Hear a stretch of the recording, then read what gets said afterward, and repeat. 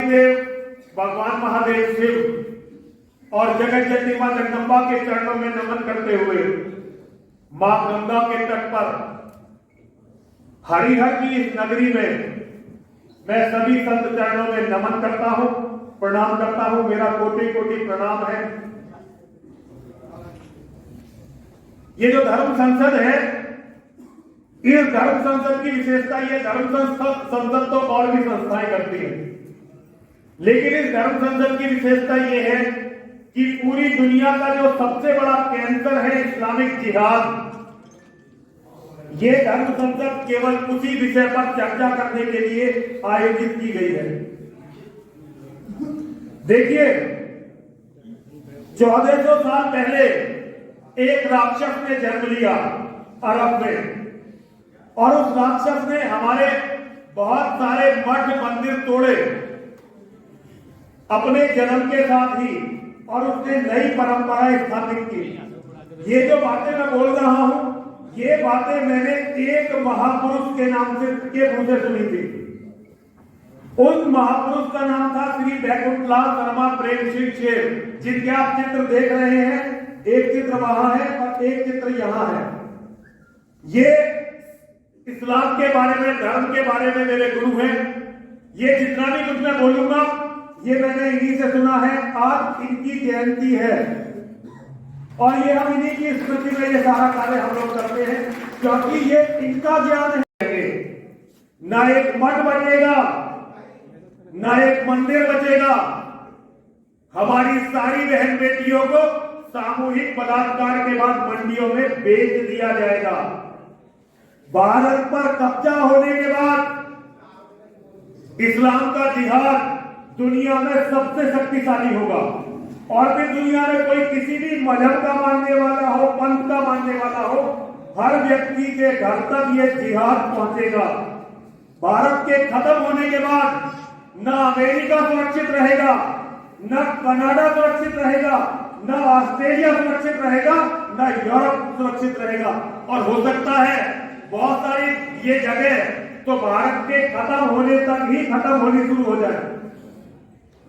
आज दुनिया में चाहे ईसाई हो, चाहे बौद्ध हो, चाहे यहूदी हो और चाहे नास्तिक हो, इस्लाम का जिहाद सबका दुश्मन है। एक तो भैया सबसे अनुरोध ये है कि जिसके पास फोन हो अपने फोनों को साइलेंट मोड पर लगा ले या एरोप्लेन मोड पर लगा ले। इस्लाम का जिहाद हर घर तक पहुंचेगा और कोई भी बचेगा नहीं। भारत के खत्म होने का अर्थ है सनातन का खत्म होना। सनातन के खत्म होने का अर्थ है सारी मानवता का खत्म होना।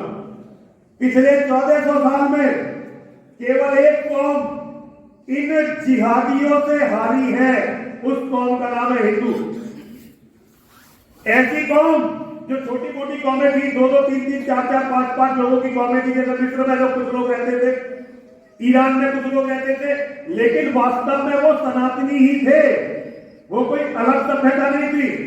सनातन के अलावा 2 सभ्यताएं और थी, एक ईसाइयों की सभ्यता और एक यहूदियों की सभ्यता। बौद्ध सभ्यता तो सनातन की एक सभ्यता है। एक ईसाइयों की सभ्यता, एक यहूदियों की सभ्यता और तीसरी सभ्यता थी हमारी, जो दुनिया में सबसे बड़ी थी। ना ईसाई इनसे हारे, ना यहूदी इनसे हारे, केवल और केवल कोई हारा तो सनातन हारा है अभी तक, क्योंकि सनातन के पास कोई कार्य योजना नहीं है। हम एक गिनती में सारे दुश्मनों को गिनवा देंगे कि हमारा ये भी दुश्मन, ये भी दुश्मन, ये भी दुश्मन, लेकिन लड़ने के लिए किसी से भी नहीं चलते। और जब हम लड़ने के लिए नहीं चलते तब हमारा विनाश होता है, क्योंकि युद्ध किसी भी धर्म, किसी भी संस्कृति का आधारभूत तत्व होता है। जो कौम लड़ना भूल जाती है उनकी फिर यही दुर्गति होती है। तो इस्लामिक भारत में धर्म संसद का विषय सभी लोग पढ़ लें। इस्लामिक भारत में सनातन का भविष्य कैसा होगा, इस समस्या पर और इसके समाधान पर बात करनी है। मैं अपनी बात कहकर बैठ जाऊंगा अब जो लोग मंच का संचालन करेंगे, हमारे स्वामी परमानंद जी, बलराम मुनि जी, और इनकी सहायता कर रहे हैं सत्यव्रतानंद जी महाराज हमारे, और बीच बीच में अमृतानंद जी। तो मैं इन चारों से, जो इस धर्म संसद के आधारभूत स्तंभ हैं, ये चार सन्यासी, स्वामी अमृतानंद जी, स्वामी सत्यव्रतानंद जी, बलराम मुनि जी और स्वामी परमानंद जी, जो इसका संचालन कर रहे हैं, मैं इनसे अनुरोध करना चाहता हूं कि धर्म संसद को विषय पर रखें। समस्याएं कम नहीं है, समस्याएं हजारों है, मैं 1000 समस्या को गिनवा सकता हूं, लेकिन और समस्याएं ऐसी हैं जैसे किसी के चेहरे पर फुंसी हो गई हो या ज्यादा से ज्यादा डायबिटीज हो गई हो। लेकिन इस्लाम के जो जिहाद की समस्या है, वो समस्या है कैंसर की समस्या। आपको इस कैंसर से लड़ना है या नहीं लड़ना है, लड़ना है तो कैसे लड़ना है और क्या क्या करना है, ये यदि आपने तय किया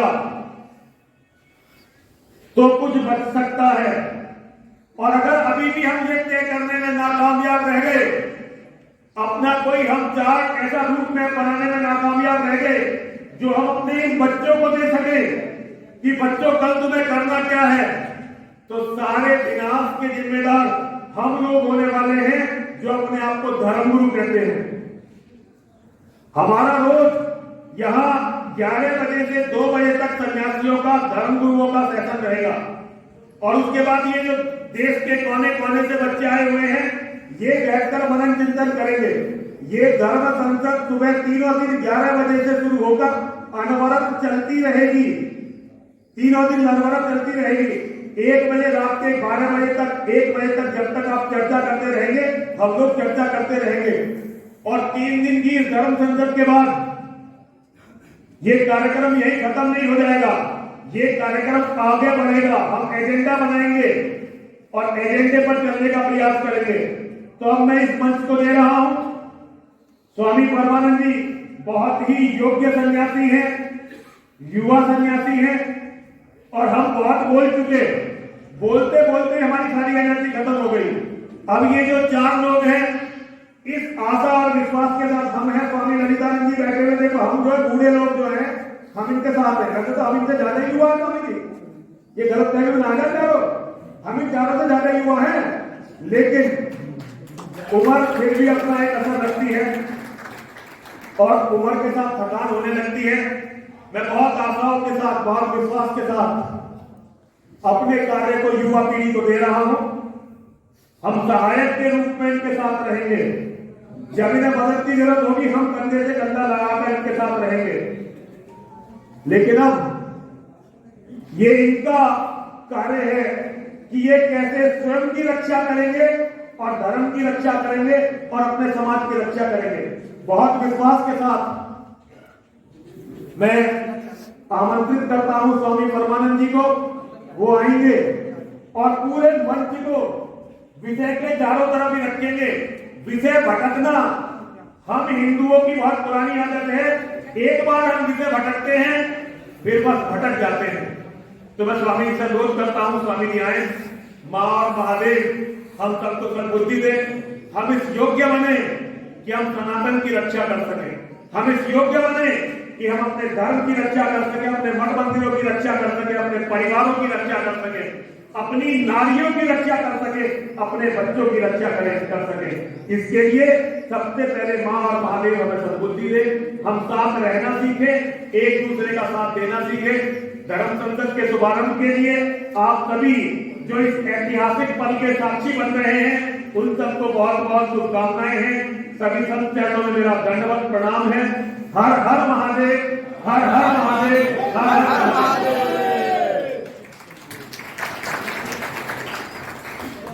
बोले भारत माता की